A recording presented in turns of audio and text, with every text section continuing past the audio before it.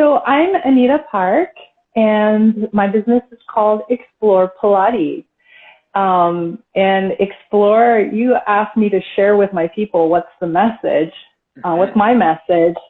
And I think the underlying message, is why I chose the name Explore. It wasn't actually difficult to find it because I found myself exploring. I ended up where I am now as a result of lifelong exploration. So, and Pilates asks us to explore. It's like the more answers you find, the more questions you have, the more questions it opens up. So, yes, absolutely. Yeah.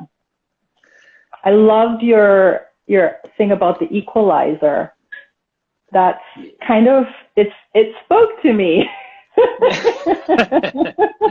You and your musicality, of course. Yes. Yeah. I mean, so many thoughts coming out of the gate. Like, sure. Well, let's let's unpack that. I mean, because the equalizer thing, he said it. I love when people say something in passing that is more poignant than the actual thing that they're talking about. Like, he was talking about side gigs and movies and theater, and he said the equalizer thing. I was like, that right there. Yeah. Like, that is that visual really spoke to me, right? Yeah. I came from very a very specific discipline. So I, just for people who don't know, I'm from Canada, just like you, and from Korean background. So being daughter of immigrants, I was really drawn to languages, but I grew up playing piano. So I actually ended up in the U.S. because of the Jacobs School of Music here in Bloomington, Indiana, with Indiana University. So everything was so specialized, my music training was very specialized. It was very geared towards music performance. My undergraduate degree at Western was in piano performance. It was like performance was, I think it's one of the P's that came up when I was thinking about in my thinking lately. And when I actually came here and I was like, yay, there's a languages department. And I came here with this idea that I was going to explore my passion, which was Hispanic literature. And, in Canada, it's not exactly the second language, or it wasn't many, many years ago. So it's just kind of like this wild card. Like, why does she want to study Spanish? And when people would say, so what do you do? I say, well, I grew up playing the piano and I'm doing a PhD in Hispanic literature. And people would be like, wow, those are so different. Right? And this is where the equalizer is really cool, because it's like, I don't know how to explain to you that when I was studying music, I wasn't just learning to play the piano. I was learning all these different composers. And so each composer has their own language. I was learning languages at the piano. I was learning languages at school. They had different names, but language is so much more than a country, a flag, and like a culture or a race. And so that it was already kind of built into my curriculum. And so I definitely relate to that idea. Bless their hearts. I can't see who they're from, but thank you. Terry Miller was saying, Anita has so many gifts. I love the rosary made for me. Oh, thank you. Yes. It's that performance is something that's come up in your talks as well, and that would be really interesting to explore. Yeah, performance in so many ways, right? I keep talking about redeeming words because we hear the word performance. I say the word performance, and then someone shudders because they grew up in dance and they were told you had to perform no matter what, and it became this evil taskmaster thing. Right.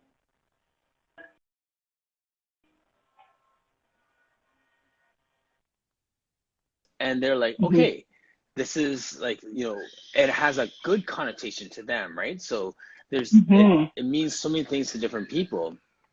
And actually, before we I have one more thought on the language thing before we jump into the performance thing.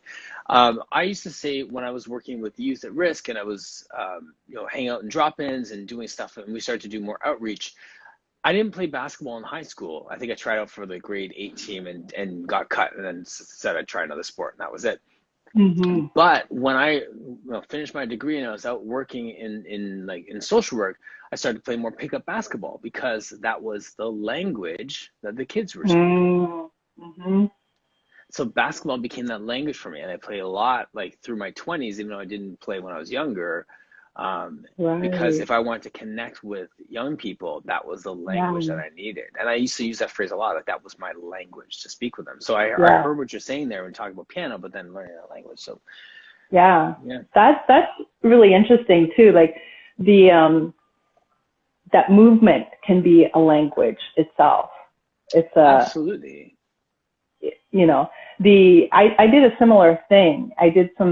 I was really focused on Pilates for a while. Pilates was my goal. It was the thing that helped me do Pilates. I was sort of getting into this like self-perpetuating cycle. And then I asked myself, I was like, what if, like, what if there's something else? Like maybe we need to diversify a little bit because I also caught myself like telling people like it's the thing that helps you do everything else better. But I was only doing Pilates.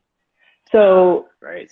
yeah. And there, there's a whole discussion there about the mindset, the psychology of somebody who does Pilates versus somebody who decides to teach Pilates.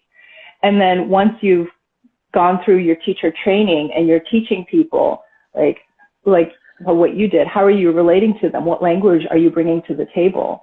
And if you're only speaking Pilates to the people that you teach, you're not going to connect.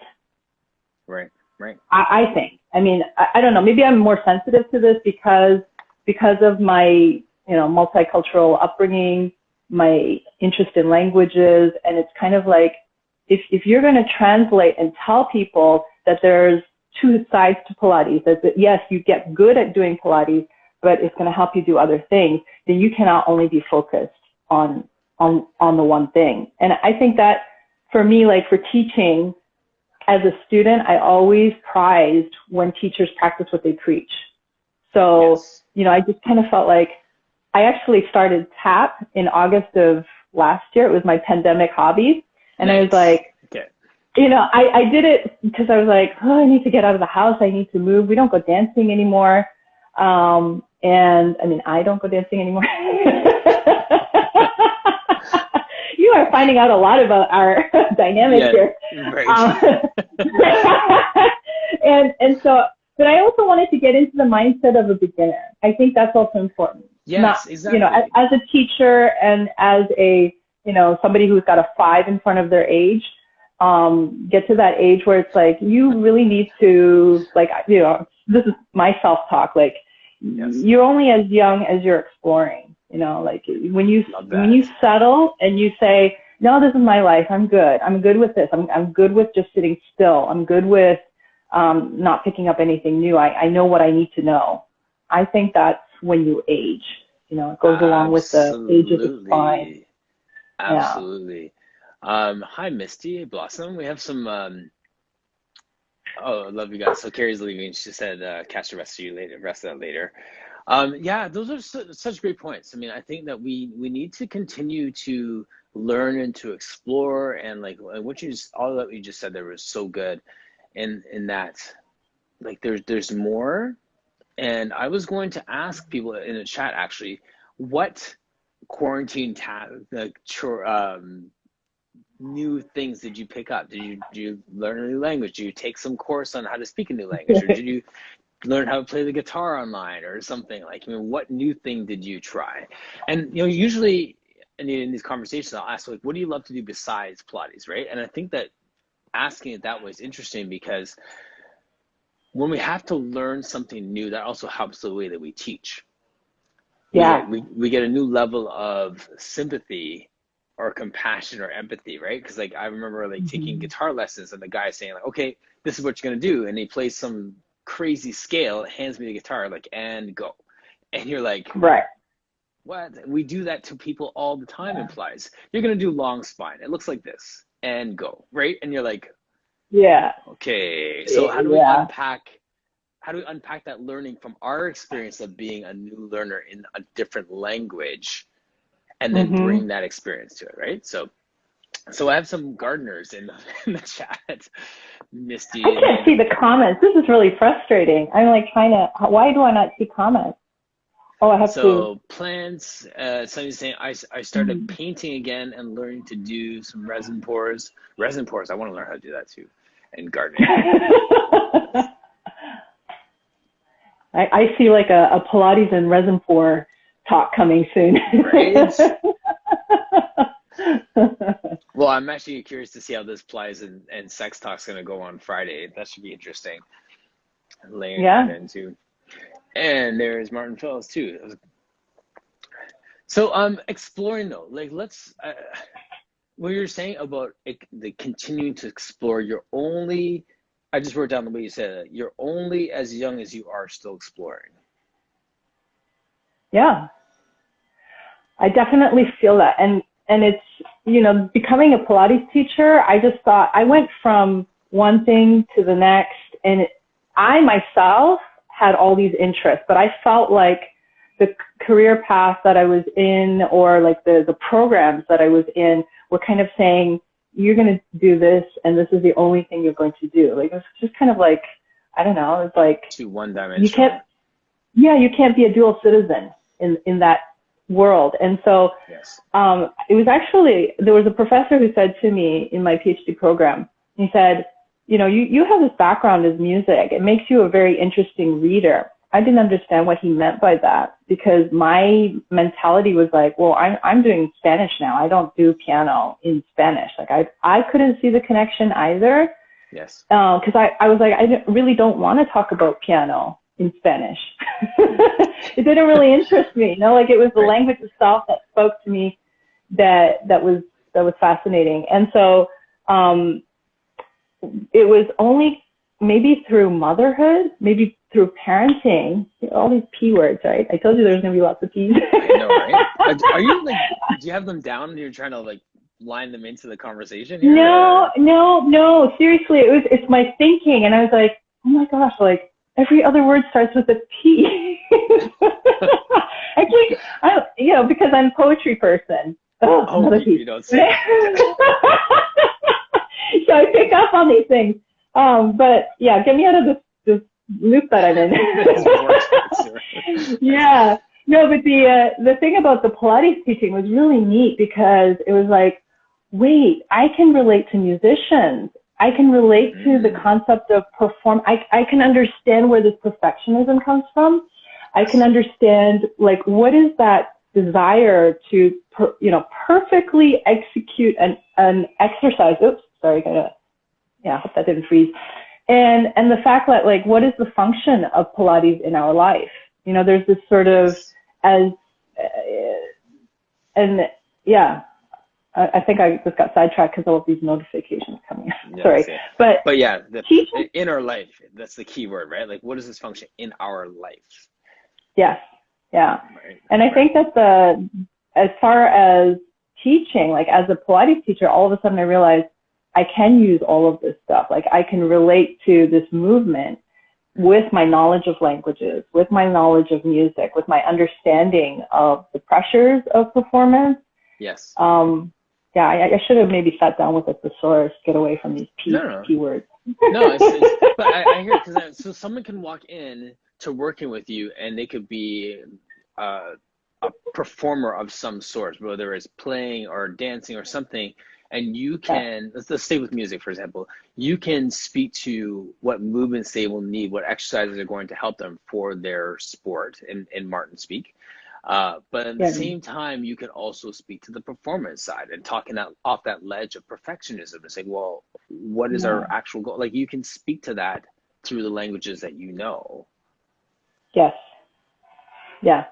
And a lot of it, it's really not that complicated. It's sometimes as simple as like, just follow the order, like, trust the system, that the work somebody has already thought of this work, that if once, like I have that work in my mind right now, but once you start the 100, you know how that story is going to go. Like, the plot line from 100 until push-up. And how you're going to get there is the neat part. Like, because I'm not going to change the order, but I might say, you know, I see something today, and this is what we're going to focus on. We're going to have a different theme. So the theme might change. The exact timing of it might change, but we're still going for flow. We're still going for the order. We're going to get from 100 to push up somehow. So that's the thing that is really fascinating to me, because it's like many different short stories. It's like those movies where they have the alternate ending, but it's Choose Your Own Adventure books from high school. Right, yeah. Yes. Yeah. Kind of. So all those different alternate things, but the flow, it's just really fascinating to me, you know, from Absolutely. Yeah. Absolutely. The one of my clients plays pickleball, and she's a real high level, like national level pickleball player. And the line she uses that, like, I write the story during the game. If I'm being proactive with it, if I understand how my body's feeling and what I want to do, I'm writing the story of how the game's going to go. If I'm not focused, then the other person's writing my story for me. Right? And I hear that in terms of like how we go through our practice with our clients. Like, we have the order, but their body is going to tell us how we're writing the story for that day. Yes, absolutely.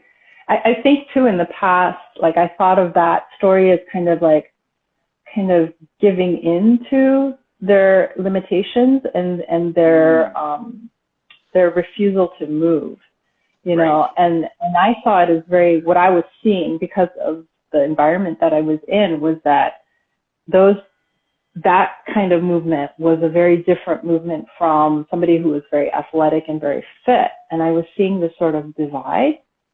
And so part of my exploration has been, how can we all learn the same words, even if we pronounce them differently? You know, like, do we have to, you know, somebody can make rollover. I've talked about this before, but it's a challenge for some people who might be doing all kinds of things.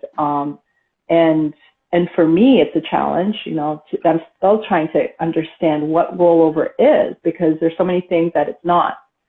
But just because they can't do it, is there something else that they can do instead, so that we're still giving them the plot line without losing. And what is the essence of that plot line is not breaking down the exercises and keeping them in modification land. But for me, it's like, I want to get the flow through changing positions. I think that is part of the genius of Pilates, is that you have a different perspective when you're upright than when you're on your back, than when you've got your legs up, than when you're standing up, lifting your legs. Yes. Right. So, it's really neat to see how people respond to this. Like, even if you don't do the exercise and only do the transitions, I think that would in itself, it's like the mind-body piece. Like, I have to do what now? I have to put myself how? Like, Yes.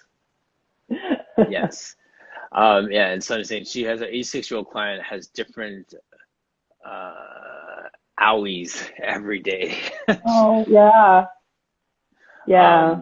But does it in a mini version. Well, right off your website too, right? Like, you use the line journey.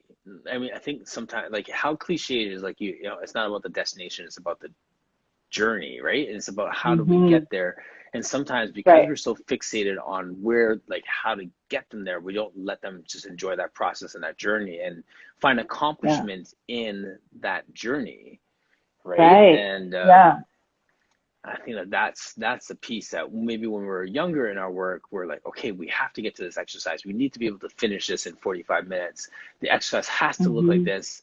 And then they're soft, they're weak, they're whatever. We're a bad teacher if we can't get them to make this shape, sort of thing. Like, I think we've all gone through that process of landing out who we are in this work. Yeah. You can put your ideas on a pedestal and be like, I'm not a good Pilates teacher if, you know, X, Y, and Z kind of thing. And for me, your core conversations have been instrumental in realizing, like, oh, wow, there are so many different angles that you can approach Pilates from. And we teach that this is an exercise for the whole body. And all of a sudden, like, hearing all these different voices made me appreciate that, like, what goes into teaching Pilates? Like, what, you know, so many different personalities and all this diversity and all these different experiences. And it's like, wait a second, like that equalizer idea is like, each of us has all of those gifts that we bring to the table. So it's been quite the education following your core conversation. Well, thank you. I appreciate that. And it's a double-edged sword, right? Because like we see all this stuff, and then it's almost like it's like a Cheesecake Factory menu with like 17 pages. And we're like, well, what do I want now? Like, it's not helping me. There's too much here. Yeah. And I think that's, you know, when I think about performance, I think about what is your authentic, true voice, you know? Yes. That's such a hard question to answer. Oh, yeah. Yeah. Even like, if I'm to be perfectly honest, I've only done one workout that I remember. I'm going to get teary-eyed. I said, I'm going to do the workout for myself. And it was so powerful, like even just talking about it, it's like, who cries about Pilates? Who does that? But how many things do we really do for ourselves? Like, how many times is it like, I got to do this for the job. I got to do this for the family. I got to do this for my parents. I got to do this for whatever. And I got to do this for my daughter. I got to look good. I got to do this for the camera. I got to do this for the gram, whatever. And I'm telling you, that was a life-changing moment, because I'm going to put that on the pedestal, because I realized how many workouts do I really do for myself, you know? And that, I think, is the true education of Pilates. Yes. You are not doing it to look better than anyone else. You are not doing it to live up to any standard that you have in your mind. But you are doing it to bring your gifts to the table, and you're going to walk away from that workout stronger and intact at 100% who you are, you know, that it's, you're not trying to be someone else.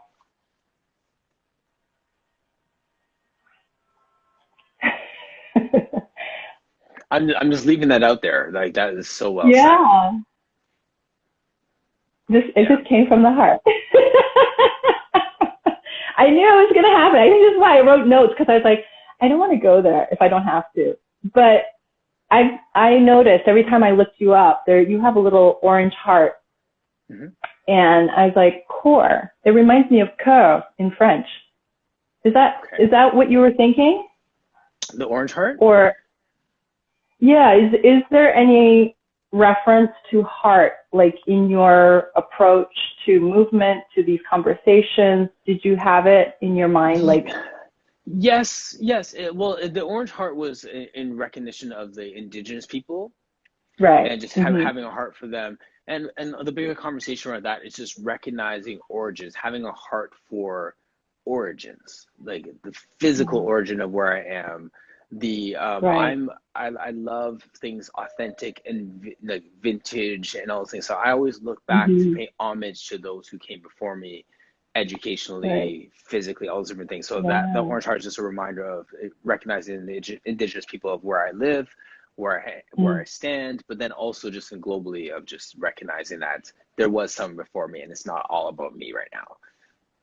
Yeah. Oh, that's beautiful. Yeah. No, I mean, there's always some nugget in all of your conversations where I go like, oh, that really got to my heart. Yes. Oh man, I listen to them and I'm like, how that was so rich. Like, I mean, like there's so many of them out there, but I listened to some, and I'll message people. I was like, hey, I was just listening to our conversation. Really love that. Like, authentically, that spoke to me, or that was really inspiring. Thanks for. And just go back to them, because like I've learned so much, I've grown so much. It has opened my worldview in a massive way through this language of Pilates. Right, and all virtually. And all virtually. Well, yeah, all virtually, and just like I think that that's the next step. You know, I was talking with one of my colleagues here, my friends here, and we're just about where are we going? What do we want to do like 5, 10 years from now? These virtual Hmm. conversations are setting up live interactions one day. Me being able Oh, I to, hope so. you know, whether like Yeah. the US, someone as close as Michigan to hang out with Kevin, you know, Pilates Dwell, you know, or Hmm. go to the UK and see Brooke Seiler, or like, you know, or like Barcelona, all these different places, Australia. That's the whole point of these things, like to be able to have a physical touch, to be able to teach in those studios, to be able to just share my message, have people come here and share their message here, like all these things that can happen that come as a natural next step in the progression of these relationships that we're building. I see a core conference. Oh, yes. Core conference. You know, Right. it's not going to happen in one what's the word I'm looking for? Location. Location. Thank you. Yeah, it's going to happen. Yeah, I was realizing yesterday my brain flips in two directions. I was like, why is that? Oh, because we're bilingual. So we speak Italian is the language of the house. So every word that I speak has like, yeah, I'm always on two channels at once. Nice. It's challenging. I It's can challenging. imagine. That sounds exhausting. So Like, it's just the way I am, though. Remember, like I did piano and languages, and then I yeah, come to Pilates. You know, it's like you're a I couldn't be any other highly way. you're a highly trained athlete in that way. Right. Never. That's funny. I never thought of myself as an athlete, but in certain ways, like there's a physicality to studying. There's a physicality to performing and being a musician. Definitely. Yeah. Yeah. Everyone is an athlete, I used to say. I still think it. People challenge me on that, but that's Oh, my thing. yeah. Yeah. And we have to be to get through life. I mean, this, just the demands on our body Yeah. of living and having emotions too is so human. And Yes. what's going to hold those emotions as we go through life if we're not strong physically? Right. Yeah. You know? Exactly. And Yeah. I wonder if people get into, if people get into this sort of, like they're, what's the word? They're blocked. They're blocked emotionally because it's physically, you know, there's that, the way Yes. you express flow through your body is the same flow that comes out of your emotions, that comes out of your mind. Absolutely. We are not just looking for flow through the order, but we're looking for that nice flow in the whole body. We might call it fascia, we might call it movement, we might call it feeling good, but we want to be connected in all parts. We want everything working all at once. Not Absolutely. always to the same degree. You know, we don't all want to be crying during Pilates like I just did, but but you know, like it should be ready. I think that is the true meaning of zest and whatever. All the words that Joseph Pilates tried to express in Return to Life fall terribly, terribly short of his mission. I really see him, you know, because of my music background, I see him as a Beethoven figure. And I always have that image in my mind of Beethoven. There's this story that he died shaking his fist during a thunderstorm. You know, that I think there was this like, I have so much to give to humanity. Not now. Why now? Yes. And I see Joseph Pilates as a similar figure. And I made that connection too when I became a classical teacher. I was like, yeah, I understand that. Yes. Yes. It's a difficult message to convey. And it is. Because everybody wants to go to the gym. They want to move fast. They want to lose weight fast. They want the sweat. They don't realize that Pilates is a slow burn. You start with the flame pretty low, and then you turn it up, and then you turn it up, and more, and more, and more. And you're always going from one step to the next with so much control that whether you do the advanced or the beginner, you have the same amount of control. Yes. And you use the same amount of precision. It's not like I'm going to be, you know, I'm not going, there's no such thing as, I don't know enough about beast mode, but it's not like you flip a switch and all of a sudden you Yes. go into You beast just, mode, you know? right. Absolutely. Yeah, yeah. And you know what's funny? The analogy that I've used many times in talking about Pilates is actually the game of squash.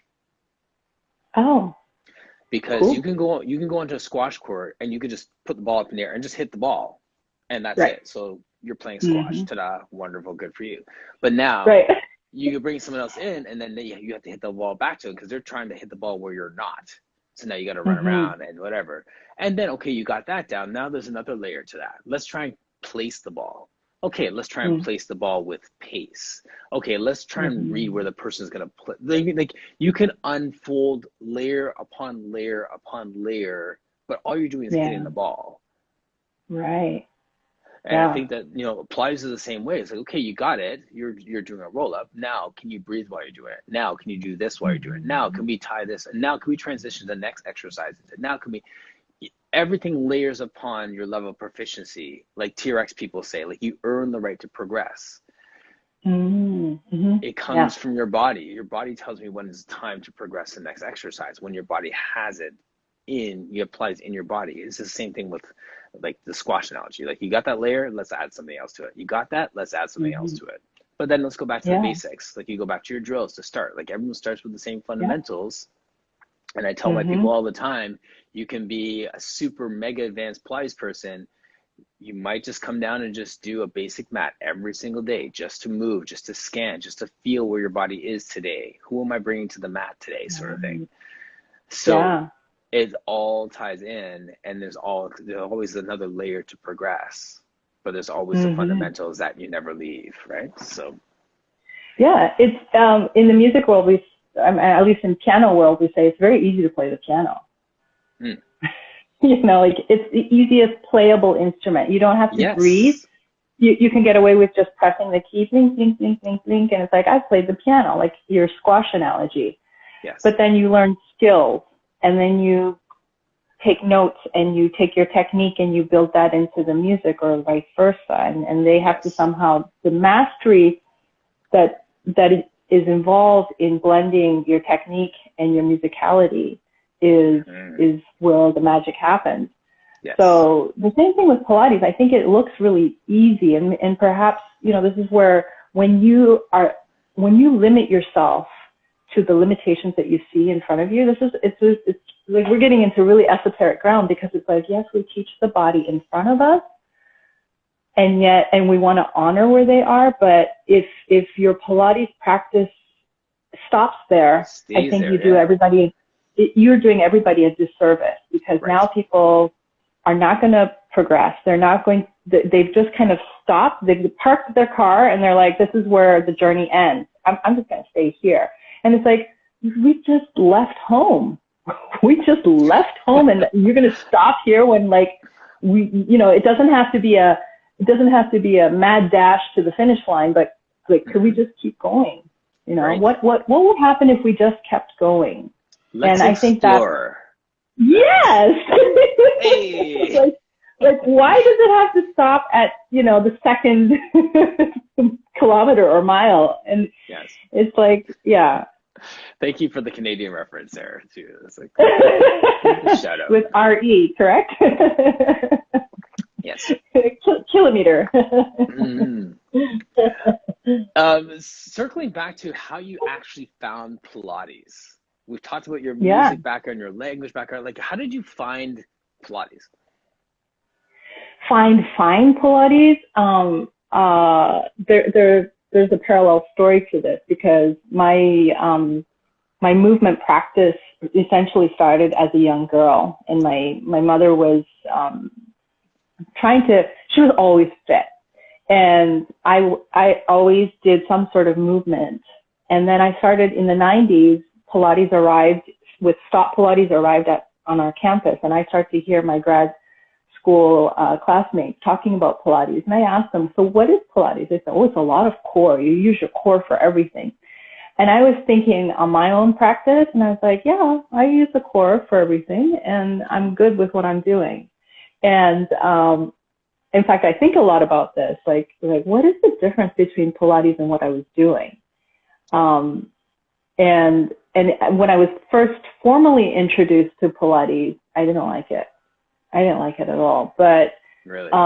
There was something about it that led me into exploring a little bit more. And I was like, Sorry. I kept reading about it also. Yeah. Sorry, a quick time out there. So you didn't like it now. Was that something in the way it was presented, something in the way it felt in your body? Like, what component of it did you not like? Now that I know more about it, I realized it had to do with the teaching. That this was, the Pilates is a very difficult thing. It looks easy, but it's a very difficult thing to teach, and to recognize that not all bodies can do everything, and not all teacher training programs address that. Certainly not the one. Yeah, certainly not the one that this teacher had come out from. So she was doing what she had learned, what she had been taught and believed should teach. And I was the on the receiving end of that, and I didn't like it. I'm also the kind of teacher, I'm also the kind of student who has always asked that the teacher understand, like that the teacher be able to perform what they're teaching, that they practice what they're preaching, that it's not just, giving instructions, do this, do that, that it's an embodied experience. And I think, yes, I complained when I was 5 years old that my piano teacher couldn't play the stuff she was teaching me. So we had to change teacher. So I think that my body recognized when I was in that class, like, nah, there's something that's kind of like off key here. And now with my experience as a teacher and my evolution as a teacher also, like, I recognize what the issue was in just my own personal thing. Mm-hmm. But the Pilates kept coming up when I was trying to get pregnant, as a geriatric mother. I was looking at what you're supposed to do, and they recommend that you not run. And I was like, oh, okay, so I won't run. There's, one fun piece of my movement taken away. Yes. Dancing at that point, I think people were still smoking in bars. So I was like, I'm not going to do that. Anyways, my husband doesn't like to dance. Let me put that up explicitly now. So, what are you left with? So the Pilates kept coming up, and I tried it, and I gave it a second chance. And it was actually a STOT Pilates program, and I'm not sure. When I think back, I don't know enough about STOT to say how STOT it was, or if it was the teacher's interpretation of STOT. Okay. And that's like, whether she was adding in her own stuff, or because it was just, I was really fascinated. That was so creative, but there were elements that I recognized from one class to the other, and there was a progression, which I really appreciated, because I was like, yeah, that drew me in little by little. I can sense, my body sensed that I was being taken from one level to the next. Yes, you're on a journey. Yes, it took me through that journey, and then it was much more approachable. And by the time I got to more difficult and more challenging stuff, I had built up the skills that I needed to actually enjoy the movement. Yes. So that was a really nice program. But I kind of topped out, because it was like I can only take that so many times, and then it was the same thing over and over again, because that's kind of all they did. It was just a mat module.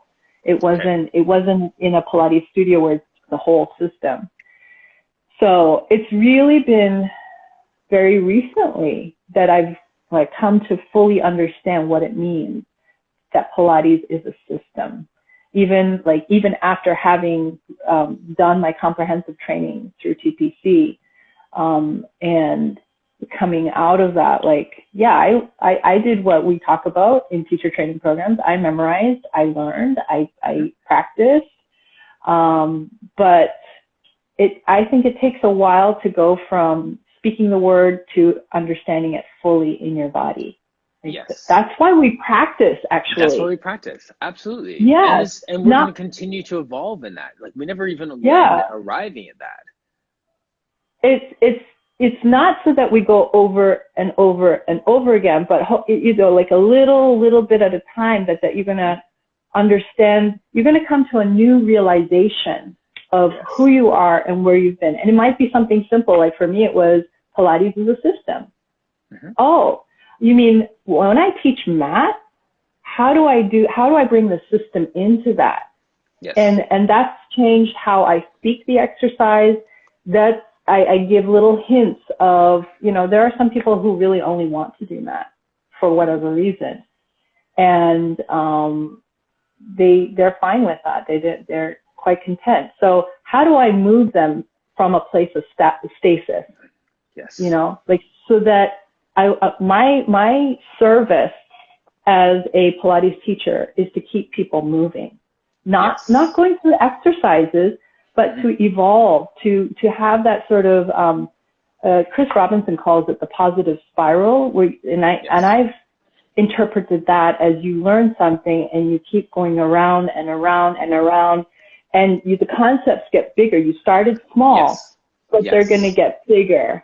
Right. And how do you do that when you have somebody who's always coming for the same modality of Pilates? They're not coming for private, or even if they only come for private lessons.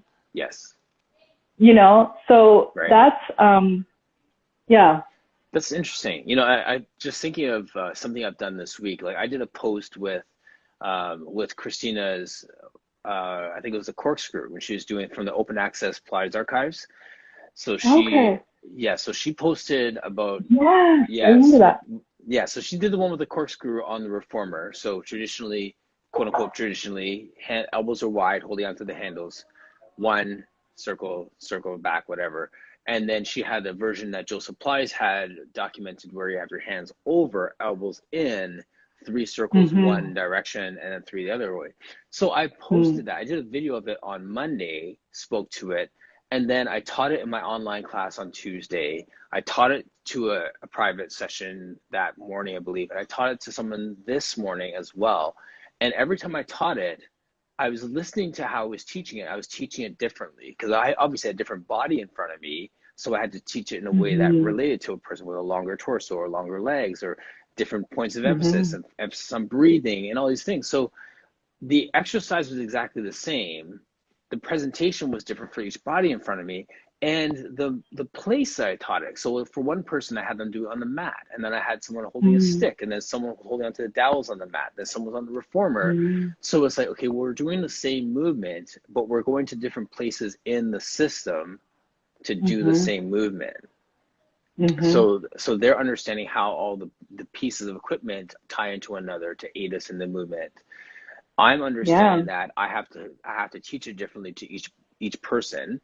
You know what I mean? So like there's so many things that can be learned for us as the teacher and for the person who is doing it that ties into the mat work. So someone only wants to do it on the mat and say, okay, well, let's do this exercise that you're really good at on the mat over here. What does it feel like over here? Ask them what it feels like over here. What does it feel like over here? And let them explore the movement by them taking ownership of it from a place of self-efficacy. So they're already good. You own this exercise here. Let's go over here, sort of thing, right? So I think that's kind of the way that I speak to that, because people do get comfortable and they forget how scary it was for them at the beginning when they started that movement. They forget how inefficient they were with the movement, and now they have the right muscles engaged and they have the right muscles relaxed and they have the right breathing and they have the right timing and they have the right flow. So they're here. Let's start that over. Let's start that journey over again on the tower now. Let's start that journey on the reformer now. Let's start that journey on the chair, right? Whatever it is, right? Yeah. But are you really beginning over again, or is it a continuation, or did you just shift the room and the whole perspective by 90 degrees? And I find that really interesting in Joseph Pilates. Like, I think there's a part of us that we have so many questions for Mr. Pilates. Like, why did you do this? Why did you do that? But I think that we're on our own, and I think that's how he meant it. We're on our own, and so what can we bring to the table? What can we bring to the Pilates table? And I think when we're teaching people, the best way to honor Joseph Pilates is to be curious and to enter into that mind space of, well, let's try it this way. What if You know, Yes. I've put somebody who comes for mat, I put them on the reformer and have them do a few reps of footwork. I wasn't interested in counting to 10. It wasn't about the numbers. It was about feel the spring. Yes. And so I just had her feel the springs. And then I said, okay, we're going to take that to the mat. Where there's always a sort of transference of skill, because we're teaching Pilates is good for everything else. So within the system, it's important to say transference of skill. So we're building that into their mindset. And her mat work was so different after that, you know, and that's, I think, mind blown. And I think that that's kind of, Pilates is a system. We think about the apparatus, we think about the exercise, but what if it's what we're transmitting and communicating to them and kind of letting them know, like, it's really not just about Pilates. It's about the whole, you know, we're staying sharp. We're staying, you know, the mind is going to be sharp and through the body, and present. Right. Let's another P word there. Sorry. Like, can we just change language? Maybe we'll get away from these P's. But I think it's the a lot of them are have to do with this pro. I noticed that there was the prefix pro or per. It has to do with for. You know, it's for the purpose of something. It's for it's moving. It's like propelling. That's the journey part, right? You're moving forward, and that's. If we take all those so-called principles, that's what all those 6 principles are. It's just about how we move through life. How do we get from point A to point B and never just get stuck at point A, point 1, you know, but like do the full range, go the full range. If A to B is 10 steps, don't stop at step 2. Yes, absolutely. That's some high-level teaching to be able to communicate all that, and I think that we've figured out that that's our journey as well, right? Yeah. I'm going to read Sunny's comment here. I remind them every 10 sessions what they are doing now that they couldn't do. The apparatus feels like a different skill, but the goal becomes possible. Yeah. And then Martin Phil's comment there's, and of course use props to expand the repertoire, right? So I think that's it. Like when we package it as a transference of skills, as opposed to, okay, let's do something new today, then I think it's more palatable for people, right? So performance, poetry, parenting, piano, Pilates, perfection, principles.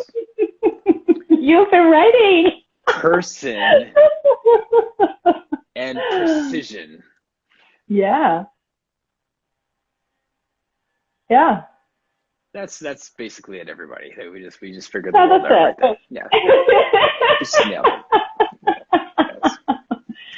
It's all in the letter P. It is. P is for Pilates.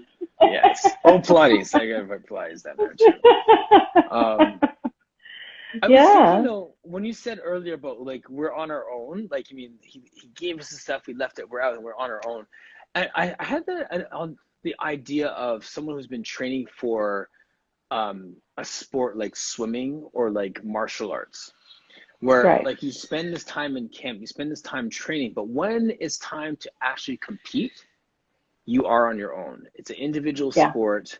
Like, the cage closes behind you, you're in there, you know, you're in the water, and then, you know, the sound goes off and you start. You're on your own with everything that was given to you. Do your best. Absolutely.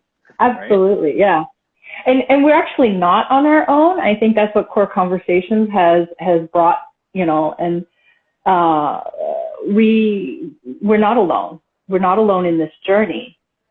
But in our own search, we have to do it ourselves. Like, that search can only be done by me. Like, I could take lessons with all the teachers that you've had on here, but if I don't do the work myself, my work is going to change. Like, I'm not progressing. I'm just taking lessons. Yes. So I think that's what the performance is. Like, where I think we forget that because it's so heavily coached. You're so heavily I guess, protected, for the lack of a better word. You're receiving a lot of the technical skills that you need. You're coached, let's say, but there's that moment of truth when you're by yourself, right? Yes. There's that moment of truth, and I think that's why we have to remember our why, so that we don't get distracted by the voices that are coming at us during the apprenticeship. Of like, okay, so and so said this, so and so, and if we're just doing this, you're just pinballing off of people's ideas. Then, and I think that's why that workout was so powerful. Like, I did it for myself. Yes. I brought to it everything that I know about Pilates. I was open to what I would feel in that workout. All of my hopes and my desires went into that workout. And I was like, that is why we have to do this, you know? So good. That was so good that my headphones just died because we're at the hour mark. Okay. And that's why the audio just changed. So this is officially done. Yeah. Oh, wow. I took your earphones off. Right?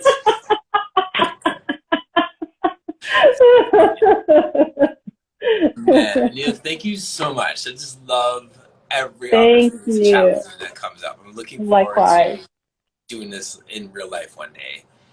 I would love to. Yeah. Thank you so much. Yes. And thank you to everyone who joined us as well. Sunny, thank you for all your comments. And Coach Robert Renee, Martin Phils, Claire Dunphy, Hemi was here. Yes. Really appreciate all of you. Yes. Phil Griffin, Scoop Pilates. Awesome. Wow. Guys, thank you so much. We have, Kate, yes, Dynamics tomorrow. So that's going to be a great chat. Really looking forward to chatting with her. She runs I don't want to speak to it. I got to do some more research on it, but she's amazing. Her Dynamics program is awesome. So she's tomorrow. We got Brenda Freeman on Friday evening. We have all kinds of good stuff going on. So thank you so much, Danny. So much fun. There's a bit of a delay, so I'm just gonna log off now. Okay, perfect. Thank you. All right. Bye-bye. Thank you.